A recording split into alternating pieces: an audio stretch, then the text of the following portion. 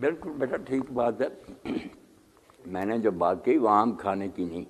عام کھانا تو ہے نا اس میں اہل کتاب کی بھی کوئی پابندی نہیں، کھلی چھٹی ہے کہ ہندو ہو، سکھ ہو، بدھ ہو، دہریا ہو، اگر وہ کھانا جو پکایا اس نے وہ ہماری شریعت میں حلال ہے اور اس میں کوئی چیز اس نے غلط نہیں ملائی، برتن صاف ستھرے ہیں، تو ہم سب کا چوتھائی سب کھا سکتے ہیں، مشرق سے مغرب تک سب انسانوں کے ہاتھ کا کھا سکتے ہیں.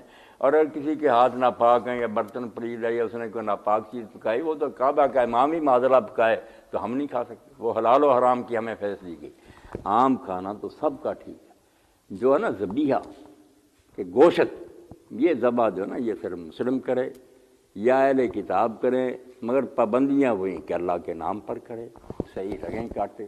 تو میں نے عرض کیا نا کہ اس زمانہ میں یہودی جو ہے نا بڑی سخت پابندیاں ان میں کہ اس طرح کی چھری ہو، اس طرح رگیں کاٹیں، ربی آ کر چیک کرتے ہیں کہ شریعت کے مطابق کاٹا نہیں ورنہ بازار میں گوشت نہیں بکتا.